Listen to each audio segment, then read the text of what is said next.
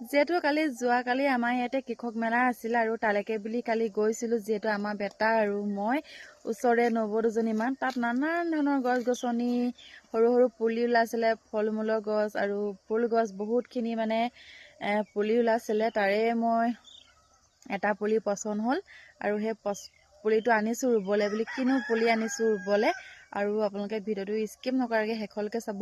এতিয়া যিহেতু গছ পুলিটো আনিছোঁ, ভাবিছোঁ এইডোখৰতে লগাম। যিহেতু আমাৰ ঘৰটো এইডোখৰতে আছে, যিহেতু এতিয়া আগফালে বনাম এইফালে মুখ কৰি পিনে, আৰু যিহেতু পুলিটো মানে এইডোখৰতে লগাম বুলি ভাবিছোঁ। আৰু আপোনালোকে কেনেকুৱা হয় জনাবচোন দেই। আৰু এই গছ পুলিটো আমাৰ বেটাই বহুত মানে খুব বেছিহে ভাল পায়, সেইটো কাৰণে সিও চিনি পালে গছ পুলিটো কি গছ হয়। সেইটো কাৰণে আনিবলৈ বহুত হেঁপাহ আছিলে তাৰ, সেইটো কাৰণে কালি লৈ দিলোঁ। যিহেতু আমাৰ মৰমৰ যিহেতু জুবিন দাই নাহৰ পুলি খুব বেছি ভাল পাইছিলে নহয় জানো। জুবিন দাই কৈছিলে আগত নাহৰ ৰ'দ থাকিব আৰু ততে মই থাকিম বুলি কৈছিলে। সেইটো কাৰণে মই ভাবিছোঁ নাহৰ গছ এজোপা যিহেতু মানে এইডোখৰতে লগাম বুলি ভাবিছোঁ। পুলিটো কেনেকুৱা হয় নাজানো, মোৰ মতেতো ভাল হ'ব যেনে লাগিছে।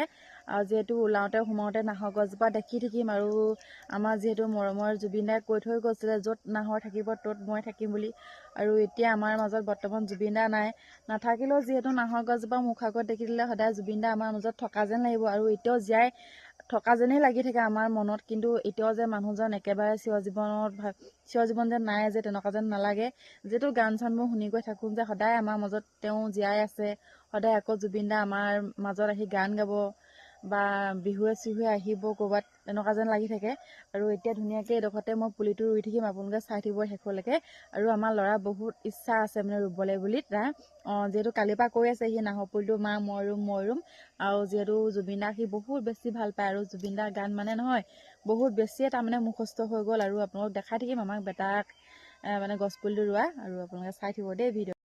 গাইজ, যিহেতু ফাইনেলি মোৰ নাহৰ পুলি লোৱা হৈ গ'ল দেই, ৰুলোঁ যিহেতু। আৰু আপোনালোকক মই ৰোৱা ভিডিঅ' দিব নোৱাৰিলোঁ, যিহেতু মোৰ কেমেৰা ধৰা মানুহ নাই। মই অকলে যিহেতু মোবাইলটো ধৰি মানে ভিডিঅ' বনাওঁ, অকলে মানে দেখাবলৈ মোৰ অসুবিধা হয়, আৰু সেইটো কাৰণে মোক বেয়া নাপাব দেই আপোনালোকে। আৰু যিটো এতিয়া ৰুই মেলি হৈ গ'ল আৰু দেখাইছোঁ ফাইনেলি চাওক, এইটো হৈছে নাহৰ পুলি। এইটো জুবিন দাৰ নামৰ ৰুইছে, যিহেতু আমাৰ দুৱাৰমুখতে ৰুইছোঁ। জুবিন দা সদায় আমাৰ দুৱাৰমুখত হাঁহি বাগি থাকিব গান চান গাই, আৰু মৰমৰ ৰুইছোঁ যিহেতু। এতিয়া চাৰি ৰাউণ্ডটো এনেকৈ ৰুই দিম মানে, যিহেতু আমাৰ ইয়াতে বহুত বেছি গৰু ছাগলী আছে যে, সেইটো কাৰণে নহ'লেবা গৰু ছাগলীয়ে খাই পেলাব, আৰু বহুত বেছি বেয়া লাগিব যিহেতু গৰু ছাগলীয়ে খাই দিলে। যিহেতু জুবিন দাৰ নামত ৰুইছোঁ, খাই দিলে মানে বহুত বেছি বেয়া লাগিব। যিহেতু ল'ৰাটো বহুত আশা ৰুইছে আনি পিনে কালিৰ পৰা, যিহেতু ৰুম বুলি আশা কৰি আছে। সেইটো কাৰণে বেটাকো মানে ভিডিঅ' দেখাব নোৱাৰিলোঁ, আপোনালোকে বেয়া নাপাব। যিহেতু বেটা অকণমান ঠেহ লাগিলে, কান্দিলে যে, সেইটো কাৰণে মানে ভিডিঅ' মানে বনাবলৈ নহ'ল। আৰু ভাল লাগিলে ভিডিঅ'টো শেষলৈকে চাব বুলি আশা ৰাখিলোঁ, আৰু বাই বাই দেই আজিলৈ।